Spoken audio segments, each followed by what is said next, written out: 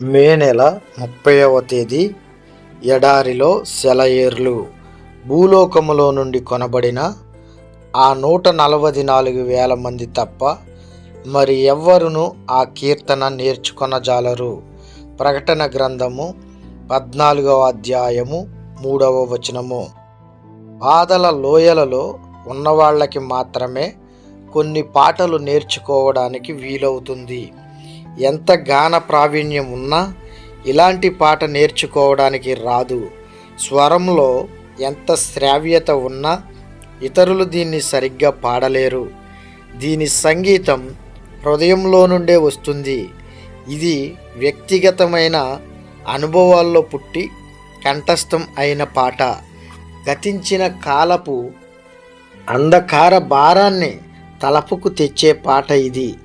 నిన్నటి కాలపు రెక్కలు కట్టుకొని పాట ఈ రోజులోకి ఎగిరి వస్తుంది.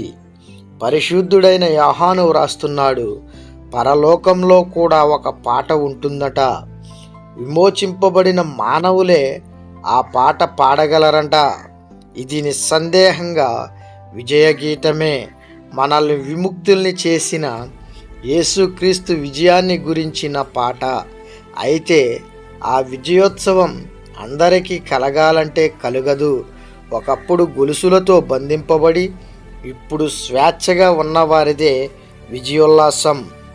నేను ఈ పాటను పాడినట్టుగా ఏ దూత గాని ప్రధాన దూత గాని పాడలేడు.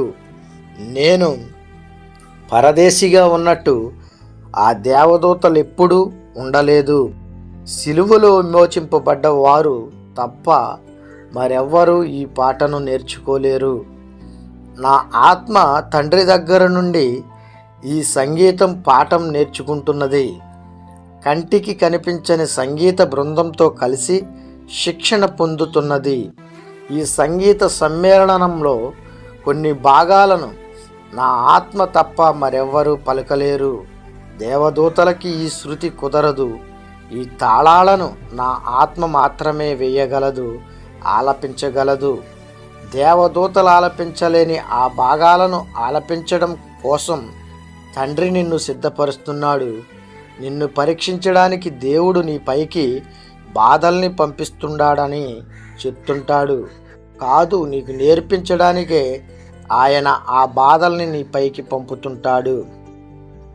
రమ్యమైన ఆ గాయక బృందంలో నువ్వు ఉండడం కోసం నిన్ను సిద్ధపరుస్తున్నాడు. రాత్రి సమయాల్లో నీ పాటను సిద్ధం చేస్తున్నాడు. కొండ లోయల్లో నీ స్వరాన్ని పదును పెడుతున్నాడు. మేఘాలు కమ్మిన వేళ నీ శృతిని సవరిస్తున్నాడు. వర్షాలు కురుస్తున్నప్పుడు నీ స్వరంలోని మాధుర్యాన్ని పరిపక్వం చేస్తున్నాడు. చలి రోజుల్లో నీ భావాన్ని మలుస్తూ ఉన్నాడు.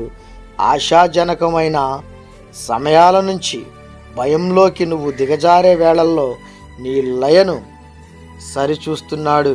నా అంతరంగమా, ఈ వేదనల బడిని అసహించుకోకు. అందులో నువ్వు పొందిన శిక్షణే రాబోయే కాలంలో పరలోకంలో వినిపించబోయే సార్వత్రికమైన రాగంలో నీ వంతు నువ్వు పాడగలగడానికి సహాయపడుతుంది. కాళరాత్రి నిలువున కమ్ముతున్నదా, కటిక చీకటి కర్కశంగా కమ్ముతున్నదా, చేరరమ్మని ఆయన్ని చనువుగా ఆహ్వానించు. కొత్త పాట, కోయిల పాట నీకిస్తాడు. సుతారంగా నీతో శృతి కలుపుతాడు. శోధనల్లో సొమ్మసిల్లి నీ స్వరం ఆగితే ఆగిన పాటను ఆగనీయకుండా ఆ మేఘాల్లో తన పాటతో లీనం చేస్తాడు. ఆ పాట పాడే ప్రకాశపుత్రులంతా ముక్త కంఠంతో, ముకుళిత హస్తాలతో ఆ అంధకారంలోనే ఈ అపురూప గానం మాకు అలవడిందంటూ మురిసిపోతారు. తండ్రి ఇల్లంతా మధుర పరిమళంలాగా అలుముకునే ఆ అసమాన గీతం పుట్టి ప్రాణం పోసుకున్నది. పగటి వెలుగును చూడని ఊరిపాకల్లోనే దేవుడి కొద్ది మంచి మాటలను మన హృదయంలో భద్రపరిచి వాక్యానుసారంగా దేవునికి ఇష్టమైన జీవితం జీవించులాగిన ఆయన కృపలో మనల్ని బలపరిచి, భద్రపరిచి, స్థిరపరిచి, దీవించి ఆశీర్వదించునుగాక. ఆమెన్.